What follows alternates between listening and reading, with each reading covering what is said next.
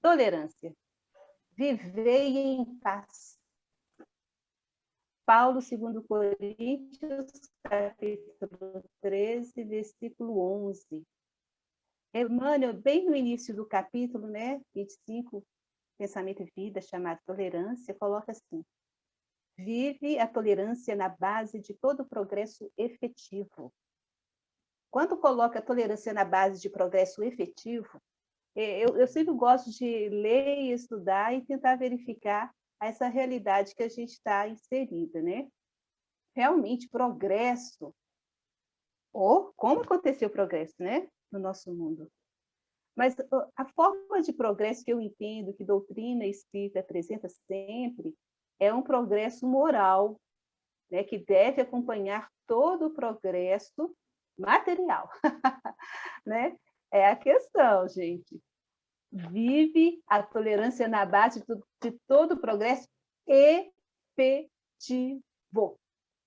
Progresso que não é destruído, progresso contínuo, progresso que não é por momento, circunstância, progresso que não é somente impérios, né?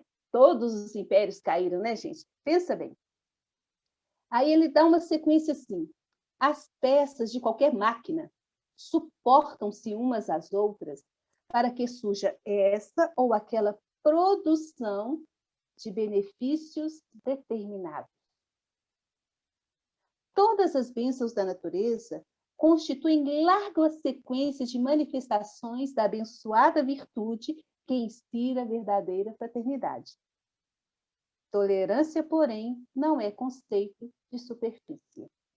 Quando ele traz a máquina, as peças se suportando umas às outras, eu pensei muito em nós, né, espíritos, em contato uns com os outros. Mas o suportando-se umas às outras essas peças é para que surja essa ou aquela produção de benefício determinado. Nós sabemos o que é isso, né? Desde a época da mocidade, né, a gente estava em determinadas comissões, sempre aparecia assim no nosso grupo de tarefa uma peça diferente, uma peça que, nossa, logo na minha tarefa, e a gente vai verificando que o exercício que a gente faz dentro de uma mocidade, vou pegar a mocidade para depois chegar em outros campos, principalmente mocidade, porque ali nós estamos, enquanto discípulos, estudando e aprendendo noções evangélicas para vivenciá-las. E a vivência acaba sendo dentro das próprias comissões de trabalho e tarefa que a doutrina espírita nos oferecia. Um verdadeiro exercício de tolerância. A gente conseguia? Nossa, com certeza, porque tinha um envolvimento, tinha uma predisposição para isso, né? A gente fazia prece, cantava música, haja prece, e a gente fazia isso, conseguia realizar. Determinados benefícios surgiam das atividades. Se a gente pega a nossa instituição humana, trabalhos, a primeira instituição, família, né? E se a gente colocasse em prática todo o exercício dentro de uma escola espírita, com certeza o suportar-se uns aos outros era mais fácil. Tem uma passagem evangélica que está em Efésios, me parece, que fala assim: suportai-vos uns aos outros em amor. Eu não me recordo aqui qual a passagem, porque ela surgiu agora, eu não coloquei aqui na sequência do estudo. Mas o suportai-vos uns aos outros, vírgula, em amor, é o acréscimo, para que a gente possa, dentro das instituições que nós escolhemos estar, dentro da instituição família que nós escolhemos estar, né? Possamos trabalhar a tolerância dentro desse aspecto, em amor, ou seja, com caridade. Amor é caridade. Ainda que eu entregasse todos os meus bens ainda que eu entregasse todos os que eu doasse, ainda que eu doasse todos os meus bens e entregasse o meu corpo para ser queimado, isso, se não tivesse amor, isso de nada me adiantaria. Obrigada, Sebastião. Efésios 4, 2 a 6. Ótimo. Então, o que acontece? Quando a gente suportar faz parte do processo evolutivo, gente. Não tem como ser diferente. Suportar faz parte. Suportar faz parte. Em amor, é o acréscimo. É o que a gente precisa oferecer. Em amor, é o que nós precisamos exercitar cotidianamente para produzir determinados benefícios. Todas as bênçãos da natureza constituem larga sequência de manifestações da abençoada virtude que inspira a verdadeira fraternidade. Claro, também a natureza, ela segue, né, todos os propósitos da lei divina. Ela está no determinismo divino, numa inconsciência gigante, mas ela está ali para nos sustentar. A gente, como a natureza nos alimenta, como a natureza nos sustenta, como nós, enquanto corpo físico, precisamos dela. Como nesse momento que nós estamos vivendo, como ela está nos agradecendo. Né? Como ela nos agradeceu durante tanto tempo sem poluição. Como a natureza, tão maltratada por nós, ainda nos oferece tanta virtude, tanta noção de fraternidade. Está seguindo, de maneira inconsciente, a lei divina. A lei divina, a única e verdadeira para a nossa felicidade. Aqui diz o que devemos fazer ou deixar de fazer. E o homem só é infeliz quando dela se afasta. Então, nesse momento aqui, encerra para a gente a sequência didática de Emmanuel. Tolerância, porém, não é conceito de superfície. É de profundidade. Tolerância foi trabalhada por nós de maneira superficial. Perdoamos de maneira superficial. Convivemos, às vezes, uns com os outros de maneira superficial. Então, a gente precisa começar, eu sinto, às vezes, né, que doutrina espírita é boa porque ela incomoda. Ai, gente, ela é boa porque ela incomoda. É claro, o Consolador Prometido, né? Ele não vai, né, dourar, né, tampar o sol com a peneira. Ele não vai criar ilusão, vai trazer a verdade, mas verdades possíveis de serem realizadas. Verdades possíveis de serem aceitas, desde que a gente queira. Desde que a gente queira. Então, se ele já começa a trazer que tolerância não é um conceito de superfície, a gente entende como que está a nossa convivência e o relacionamento social. Nós temos uma imagem aqui que é muito interessante, que mostra um círculo de pessoas e um apontando o dedo para a outra. Aí vem a jovem, aponta para o outro e fala que ele é seu coxinha. Aí ele vem para o outro e fala assim, sua comuna, sua fanqueira, seu traveco, seu paraíba, seu nerd. Ou seja, um apontando o dedo para o outro e julgando. Intolerância. Chama-se círculo vicioso. Nós estamos num momento de círculo vicioso, e fala vicioso porque não se percebe. O viciado, ele não acha que ele está viciado, ele está de boa ali, o negócio está bom demais, que viciado, que nada, deixa eu continuar assim. Então, nós estamos num círculo vicioso de intolerância uns com os outros, que a gente não percebe. Só quando a gente começa a estudar e a gente percebe assim, tolerância não é conceito de superfície.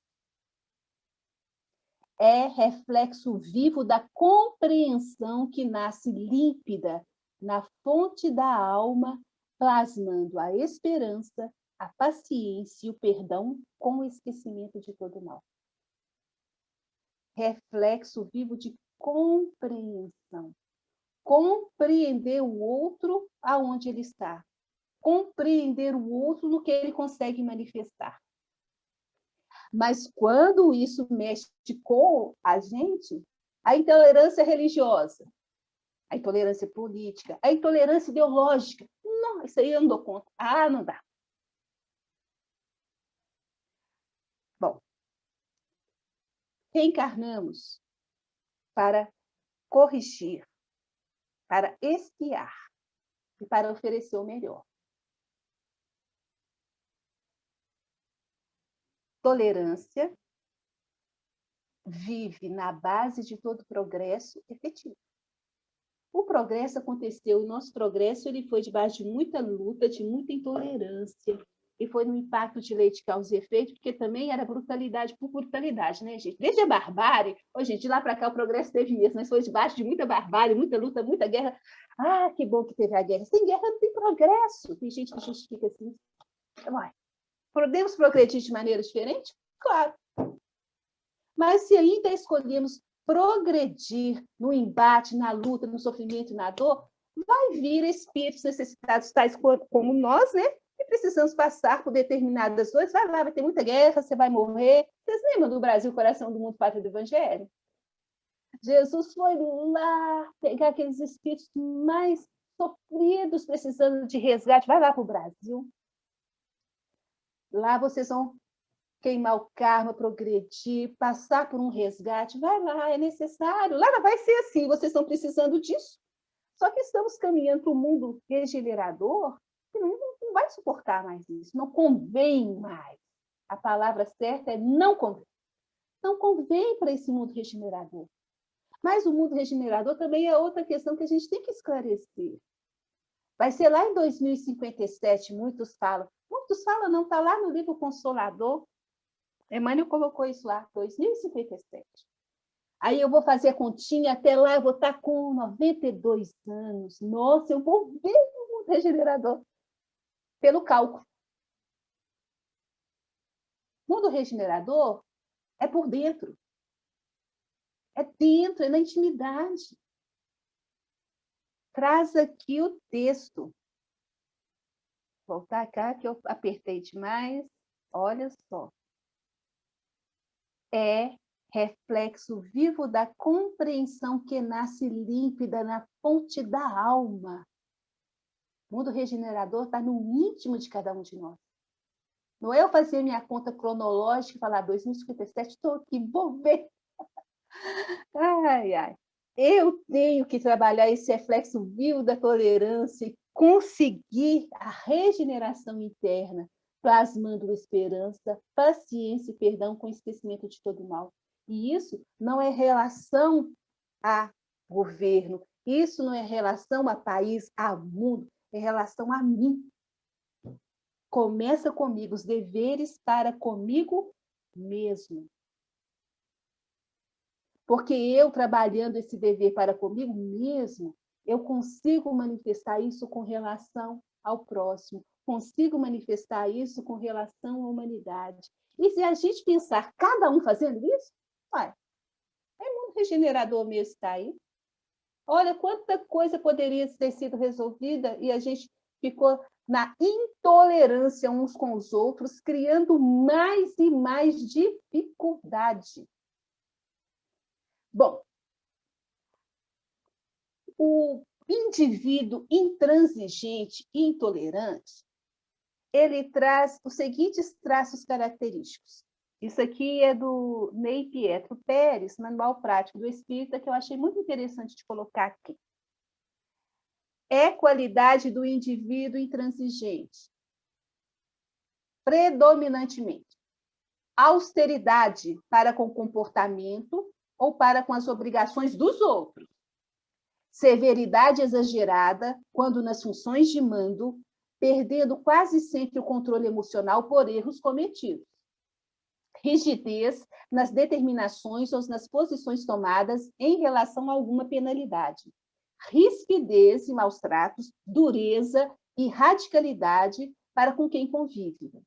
Não aceitação e incompreensão das infrações que alguém possa cometer, condenando-as sem apelação, com julgamentos agressivos e depreciativos. Prazer em denegrir as pessoas, evidenciando de preferência seus defeitos. Características predominantes. Eu não tenho isso, não. Só um pouquinho. Só de vez em quando. De vez em quando, gente, de vez em quando eu não dou conta. Né? Mas, de qualquer forma, a gente vai verificando que se a gente ainda manifesta determinados aspectos de intolerância, não adquirimos plenamente em nossa intimidade, em nosso ser, essa virtude. É caminho. Joana de Ângeles traz assim: tolerância é caridade em começo. Olha, eu achava que eu era caridoso. É um caridoso intolerante. Tudo bem, mas é caminho. Exercitando-a em regime de continuidade, defrontarás com os excelentes resultados do bem, onde estejas e com quem convivas. Exercício da tolerância. Eu aprendi tolerância quando alguém foi tolerante comigo. Nossa, eu falei, gente, como pode? Essa pessoa me aguentou tanto tempo. Gente, isso aí é sinal de amadurecimento. Aí a gente lembra dos pais, a gente lembra de alguém. Eu falei, gente, como é que pode? Nossa. Aí eu lembro novamente da passagem: suportai-vos uns aos outros em amor. O em amor fez com que aquele que convivia, que convive com a gente, manifeste o quê? Tolerância, compreensão, caridade, plasma, esperança, paciência e perdão. Perdão e esquecimento de todo mal na convivência diária, quem consegue, já está em vias de plena tolerância, de plena introjeção disso, dessa conquista individual. Emmanuel continua assim: pedir que os outros pensem... E agora o negócio vai começar a pegar um pouquinho, né, gente? Pedir que os outros pensem com a nossa cabeça seria exigir que o mundo se adaptasse aos nossos caprichos, quando é nossa obrigação adaptarmos-nos com dignidade ao mundo, dentro da firme disposição de ajudá-lo. A diferença está aí.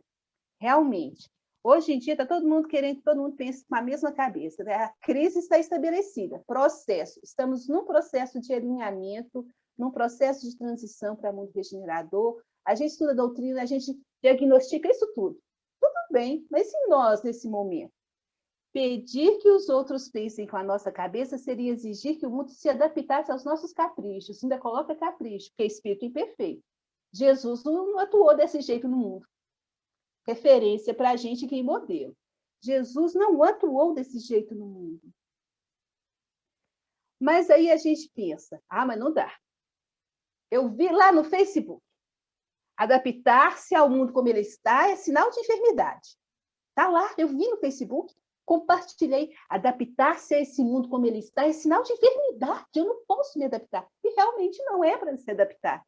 Já colocou Jesus, nós não somos desse mundo, mas como a gente está reencarnado nele, é adaptar-nos com dignidade ao mundo, dentro da firme disposição de auxiliá-lo, ajudá-lo. Aí a gente vai lá no Evangelho segundo o Espiritismo e fala o homem no mundo. Né? Santificar, né, as futilidades do mundo à causa do bem. Não, mas santificar, como é que eu vou santificar isso? Ou seja, é viver atuando pelo exemplo, para que tudo que a gente esteja transitando neste mundo leve ao bem.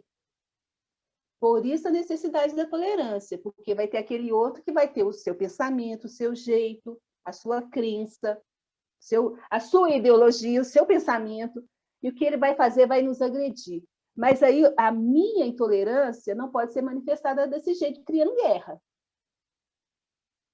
Eu tenho que tentar articular de tal forma, gente, é um esforço gigante, não é verdade? Da gente acalmar o nosso passado, essa herança que nós trazemos de muito saber, de muita arrogância, de muita prepotência, de dono da verdade, para tentar carregar essa cruz, seguir o Cristo, deixando um exemplo diferente.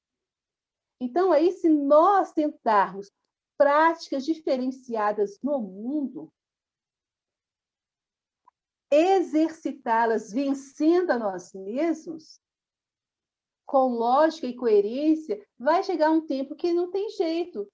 O outro vai ser constrangido a caminhar de maneira diferente. Por isso que Jesus não foi assim rasgando o verbo. E ele nos deixou constrangidos, né? Vamos pegar Paulo? Eu adoro Paulo. Paulo, quando ele, né, na estrada de Damasco, conheceu, né, o Cristo, foi, Ananias cuidou dele, ele começou a ler os escritos, ele falou, gente, o que eu fazia antes? Ele foi se compenetrando de outras realidades. Mas ele falou, tem que falar, eu vou lá. Foi lá na sinagoga de Damasco. O primeiro discurso de Paulo, o primeiro discurso evangélico de Paulo. Aí ele chega na sinagoga, né? O que ele fala? A máscara farisaica que vocês usam, eu conheço muito bem, porque eu também usava. Mas aí, ele estava falando do Cristo ou ele estava falando dele? Ele estava falando dele. Ele não foi ali com a tolerância cristã, com o exemplo cristão. Aí depois ele foi para o deserto, ficou lá com o prisco, Iaca, para se apropriar melhor. Para depois ele ver que não é por falar, é fazer. Mas ele falava também. Mas é falar e fazer. Falar e fazer. E o fazer para aquele que antes era o intolerante foi difícil, não foi, gente? Não era compreendido, não era aceito, era apedrejado. Então, vou pegar a família. Dentro da família tem esse aspecto. A gente está num momento que a gente não é compreendido, a gente está tentando mudar posicionamentos, mas as pessoas ainda nos sentem conforme o passado. E aquele que exercita mais é aquele que depois a gente amadurecendo, né? A gente já foi adolescente antes, não é verdade? Aí quando a gente amadurece, a gente olha lá para trás, não, como que pode, minha mãe, meu pai, não, meu Deus. A gente fica assim, nossa, eu dei muito trabalho, como que eu era imaturo, nossa. Aí a gente vai percebendo o esforço de tolerância e da prática, da caridade que eles tiveram conosco. Então, esse comportamento que traz aqui para a gente é importante trazer esse reflexo vivo de compreensão na alma para formar, para conduzir pelo exemplo. Deus não reclama. Olha esse outro texto, esse parágrafo aqui do texto.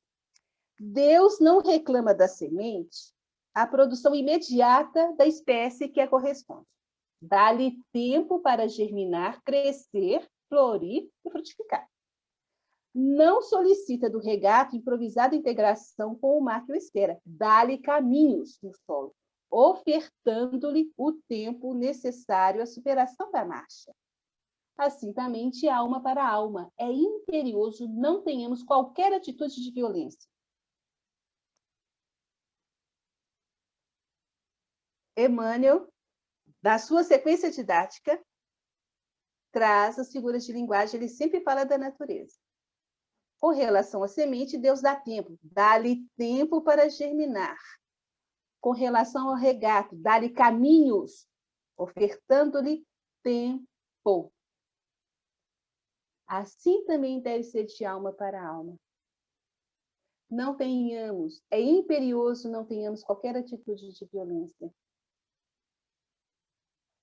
Bom, a brutalidade do homem impulsivo e a irritação do enfermo deseducado, tanto quanto a garra no animal e o espinho na roseira, representam indícios naturais da condição evolutiva em que se encontra. Vou parar aqui. Condição evolutiva em que se encontra. Nós estamos estudando doutrina espírita e nós estamos vivendo na sociedade, devemos participar da sociedade. Com certeza. E não é fácil participarmos, né, de uma sociedade, quer seja família, quer seja o mundo, o trabalho, né? Na atual conjuntura que estamos, né? Com uma pandemia, com as suas questões sociais, políticas, não é verdade? Qual o posicionamento? O que eu faço, meu Deus? E agora, o que fazer? E quando a gente pega para ler, a gente fala, nossa, eu estou lendo isso aqui, mas eu já fiz quase que tudo isso. E agora? E agora? Então, primeiro, a gente tem que acalmar, lembrar de Paulo, porque ele também já fez tanta coisa, né? Sabe o que ele fez quando ele descobriu? Oh, eu fiz tudo errado, meu Deus. Eu acho o Paulo sensacional. Ele faz o seguinte: e eis que, esquecendo-me das coisas que para trás ficam, prossigo para o alvo. Eu fiz, mas agora não faço mais. Paulo, dentro de toda a estrutura da vida dele apresentada para a gente, lá em Atos dos Apóstolos, ele não desencarnou. Ele não teve o esquecimento do passado. Ele ficou com tudo vivo aqui, tudo que ele fez, né? E tomou um direcionamento novo. Nós estamos reencarnados, com esquecimento do passado, trocamos até de nome. Ele trocou de nome de Saulo para Paulo, né? Foi na mesma vida. Nós estamos aqui sofrendo o impacto, o efeito de tudo que nós construímos, elaboramos ou propiciamos e favorecemos que os outros fizessem também, né? Na nossa ideologia, na nossa formação de ideia, que nós somos formadores de ideia, nós auxiliamos tudo isso que nós estamos vivendo agora. Por isso que, para alguns, determinadas circunstâncias doem no íntimo da alma. Para outros, não. Eles nem parecem que estão vivendo na atual conjuntura que nós estamos. Estão ali tolerantes, compreensivos, oferecendo o melhor, buscando alternativas melhores.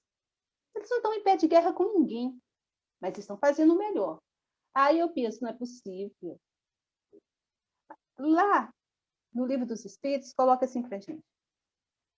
Essa pessoa, ela aprendeu às suas próprias custas o que ela é hoje. Está na questão sobre o necessário e supérfluo, né? Aprendeu às próprias custas, ou seja, no exercício das experiências. Aprendeu da dor, começou a ser mais tolerante, exercitou para oferecer o melhor, amadureceu. Nessa vida ele já manifesta assim.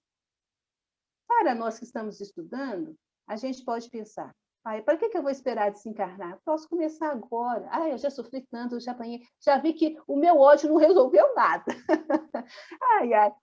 Por ódio ao ódio é operar, opor. Olha só esse parágrafo aqui. Opor ódio ao ódio é operar a destruição. Né? Esse texto é tão atual, gente, que é isso. Então, opor ódio ao ódio é operar a destruição. Ora, veja, então tudo que eu fiz até agora... mas nós tivemos grandes benefícios, grandes vantagens. Se não fossem as nossas lutas, nada teria acontecido. Sim, gente, com certeza, mas poderia ser diferente? Claro. A gente não soube como fazer diferente. Podemos, à luz do conhecimento, tentar fazer diferente, né? Porque direitos legítimos não se perdem. Direitos conquistados legitimamente com outras bases não se perdem, né? Nós encontramos tantas reivindicações aí que vem e muda toda hora, e vem e muda toda hora, e perdemos os nossos direitos. Né? O que é legitimamente conquistado não se perde.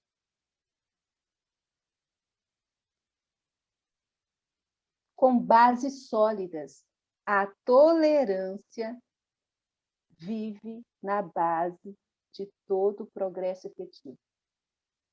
Então aí não foi tão legítimo como eu pensei. Continua Emmanuel aqui. O autor de qualquer injúria invoca o mal para si mesmo. Em vista disso, o mal só é realmente mal para quem o pratica. Revidá-lo na base da inconsequência em que se expressa é assimilar-lhe o veneno. Então, aqui a gente está no momento que eu acredito seja o momento mais atual que nós estamos vivendo. Né? Opor ódio ao ódio é operar destruição. E aquele que pratica, mesmo de maneira inconsciente, ele está trazendo circunstâncias para ele. Né? Não é fácil a gente estudar e verificar. Poxa, eu fiz isso tudo com a minha vida e eu achava que eu estava de boa no momento. Não.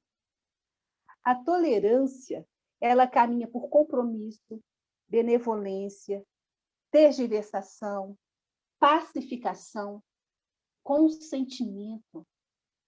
E nós estamos encarnados num processo que o conflito para a gente é muito grande, porque grita na alma as questões que o mundo está aí pedindo a nossa manifestação. Eu tenho que manifestar, né? Eu tenho que mostrar que eu estou indignado com isso. Eu vi um estudo um dia interessante, né, que ele chama, do Haroldo. Ele falou do indignado de pijama. Né? Uma pessoa que está indignada de pijama e fica reclama de tudo, mas não faz nada. E fica lá reclamando de tudo, indignado, sentado com as pernas para cima de pijama. Ah, mas eu não estou assim, não. Eu estou na luta. Sim. Mas aí, é um reflexo da multidão ou você já conseguiu se destacar da multidão e fazer uma leitura melhor de tudo ali? Ou nós estamos indo no calor das nossas emoções e das nossas tendências e não percebemos que estamos repetindo? O que sai muito fácil da gente é repetição, tanto para o bem quanto para não. Nós somos lideranças. Nós somos lideranças. Só que agora estamos num posicionamento e que não estamos tão tomadores de decisão quanto gostaríamos. Ai, Jesus! É imprescindível tratar a ignorância com carinho medicamentoso que dispensamos ao tratamento de uma chaga. Portanto, golpear a ferida sem caridade será o mesmo que converter a moléstia curável numa legião sem remédio. Traz assim para nós Emmanuel. Bom, para eu tratar a ignorância com carinho medicamentoso, eu tenho que, primeiramente, verificar o quanto de ignorância eu tenho, o quanto de ignorância que eu tenho que eu ainda não dispensei em mim mesmo o devido tratamento. Porque é muito fácil eu ter clarividência e ver o defeito do outro do que verificar que eu também tenho isso. Olha essa passagem evangélica. Por que reparas tu no argueiro que está no olho do teu irmão e não vês a trave que está no teu olho? Ou como dirás que o teu irmão, deixa-me eu tirar o argueiro do teu olho, estando a trave no teu? Hipócrita, tira primeiro a trave do teu olho e então cuidarás de tirar o argueiro do olho do teu irmão. A gente vê todas as circunstâncias do próximo. É muito difícil a gente ver a nossa. Para a gente se enxergar, e o caminho, para alguns, não a grande maioria, é ver a consequência das nossas atitudes. Isso a gente consegue enxergar. A gente consegue enxergar o efeito do nosso comportamento no próximo. Isso a gente consegue ver. Ah, mas o que eu falei demais? Eu não fiz nada demais. A gente faz assim, eu não fiz nada demais, eu sou assim mesmo. Eu não fiz nada demais, eu não entendo essa pessoa. Aí começa, né? Eu não entendo essa pessoa, eu não fiz nada demais. Mas a nossa fala, o nosso comportamento gerou uma consequência ali, um retorno, né? A famosa lei de causa e efeito. Gerou um retorno. Então, por aí a gente já começa a pensar, é possível. É só com uma pessoa, não é todo mundo, não. Mas aí já fala assim, não pode sair daqui nenhum ceitil, nós temos que começar a trabalhar do nosso grupo de convivência menor chamado família. Ah, mas eu também não quero viver como os outros pensam, não. Com certeza eu também não quero, não. Como você quer viver? A pergunta é, como você quer viver? Na base da tolerância? Ou você quer viver do jeito que você acha melhor e não está nem aí para ninguém? Porque quando a gente estuda a doutrina espírita, a gente pensa, não tem como eu viver do jeito que eu quero. Eu estou numa sociedade. Somos colocados a conviver com as imperfeições morais uns dos outros para crescimento. Traz para nós o Evangelho segundo o Espiritismo. Não tem como eu querer me aperfeiçoar, evoluir, trabalhar virtudes, se eu não tiver um desafio que vem. Por isso que determinados religiosos, isso é muito, muito tranquilo de falar, eles buscavam o retiro, o deserto, a solidão, a meditação. Como é que você está? Nossa, eu e Deus estou muito bem. Eu e Deus estou muito bem. Nossa, maravilhoso. Mas e o teu próximo? Uai, quem é meu próximo? Aí a gente pode buscar a parábola do bom samaritano de novo, né? Para contar. E isso é um processo que o religioso repete muito se não tiver uma atenção. Como é que você está? Nossa, trabalhando muito. Nossa, está muito bom, gente, trabalhando muito. E o seu próximo? Nossa, como é que você está? Nossa, tem tarefa demais, gente. Quanta tarefa? Nossa, tanta tarefa. Tão bem. Mas e o seu próximo? Aí a gente verifica que repetição é algo muito fácil para a gente. A tolerância, que é a proposta do texto aqui para a gente, e pelo menos até para mim, vou dizer, viu, esse texto mexe muito. Não é fácil. Então, aqui, nós precisamos entender que a tolerância, vou pegar aqui o que Emmanuel traz, a tolerância, por esse motivo, é, acima de tudo, completo esquecimento de todo o mal, com serviço incessante no bem. E quando a gente fala completo esquecimento do mal, perdão e esquecimento das ofensas, né, que está lá, né, a palavra caridade, como Jesus nos apresentou, benevolência, indulgência e perdão, e a gente sabe por estudo. Completo esquecimento do mal é na emoção, não é esquecimento de memória. Claro, e com o tempo, a gente deixando de sentir a mágoa, a gente nem lembra mais do fato. E se lembrar, não está doendo mais, né? É capaz até de rir, de encontrar pessoas. Você lembra quando a gente passou por aquela situação? Nossa, que isso, menino? A tolerância é, acima de tudo, o completo esquecimento do mal, com serviço incessante no bem. Quem com os lábios repete palavras de perdão de maneira constante, demonstra acalentar a volúpia da mágoa com que se acomoda perdendo o tempo. Perdão por palavras, perdão dos lábios, traz o Evangelho segundo o Espiritismo, não é verdade? Quem repete palavras de perdão de maneira constante demonstra acalentar a volúpia da mágoa. Estamos muito magoados? Ressentidos? Essa pandemia gerou para muitos um estado de angústia muito grande. Eu passei por isso também. Aí eu fiquei pensando e raciocinando muito sobre esse chamado processo de angústia, porque foi uma pausa, né, em qualquer movimento, desde as baladas e noitadas até o incessante número de horas que se ficava trabalhando ou em tarefas. Fomos todos convocados, né, a estar conosco, com os familiares. E não tinha mais como você se ocupar com tantas coisas. Foi o momento de senta aí para pensar. Senta, está na hora de pensar. Aí começou, né, todo um processo de recapitulação, de revisão. Agora eu estou achando esse processo pandêmico fabuloso, vocês acreditam? É um momento em que a gente tem que refletir que precisamos ter mais tolerância e auxiliarmos uns aos outros. A tolerância precisa caminhar junto com a disciplina. A tolerância precisa caminhar muito com os protocolos, com o apoio coletivo, com o serviço mútuo.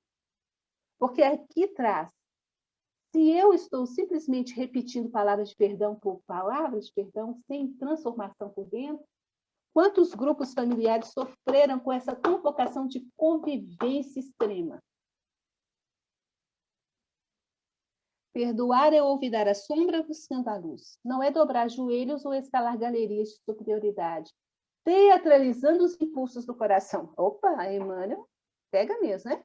Mas sim persistir no trabalho renovador, criando bem, pelos quais aqueles que não nos entendem, de pronto, nos observem com diversa interpretação, compreendendo-nos o idioma inarticulado do exemplo.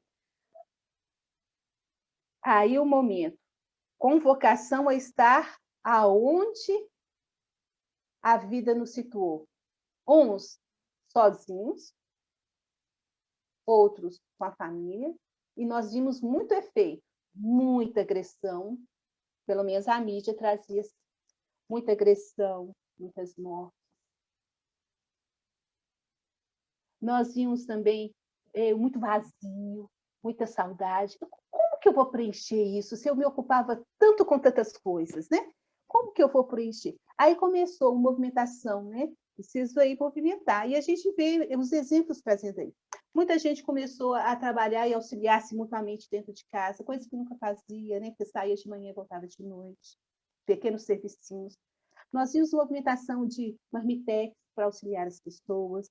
E aí a gente está sendo sacudido em bases que sustentavam legitimamente e agora não sustenta mais. Então, a gente verifica que, quando acabar esse processo, vamos voltar do jeito que era antes ou aprendemos alguma coisa? Alguns quiseram aprender, outros não. Eu não estou tolerando esse confinamento, não dou conta de viver, né, sem as balagens. Gente, festa está sendo denunciada, está batendo polícia nas aglomerações. E aquele tumulto gigante que era o grande agito do estou de boa, agora virou praticamente crime. Crime de lesa sociedade.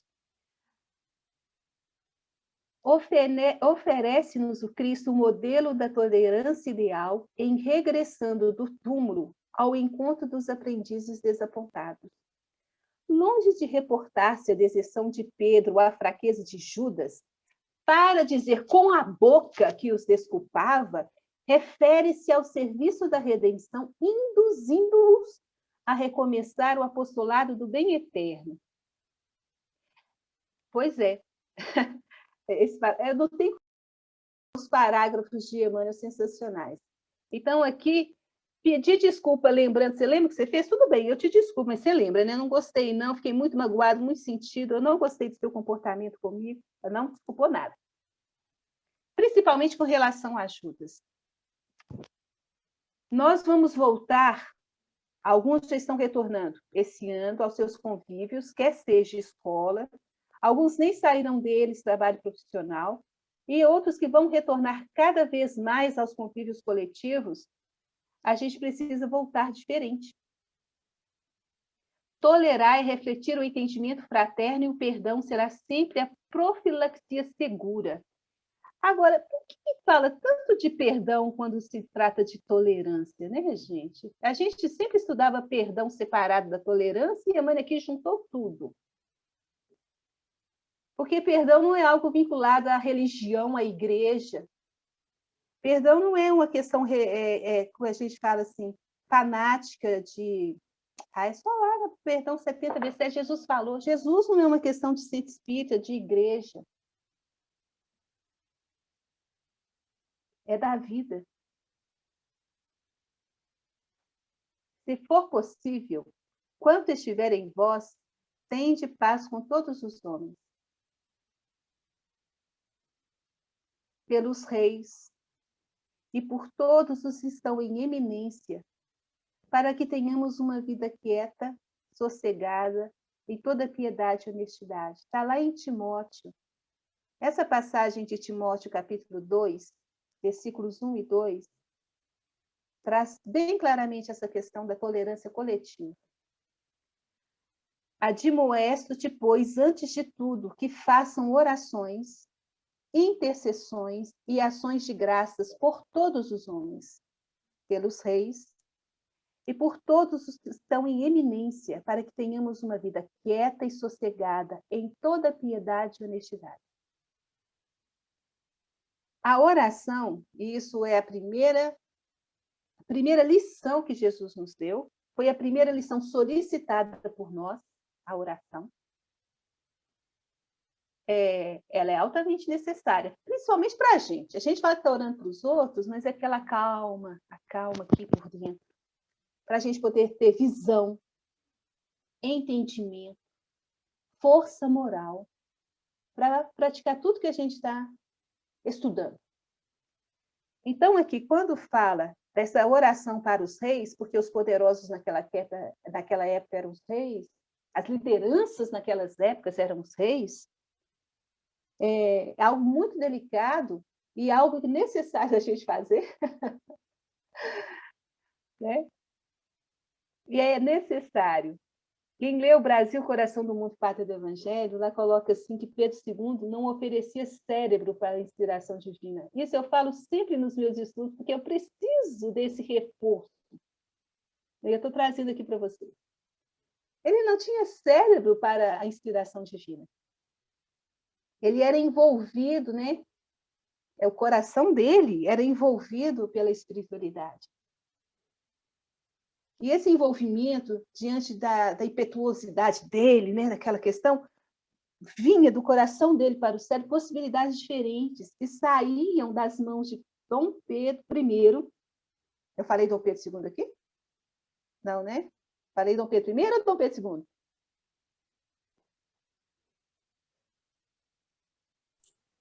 Segundo.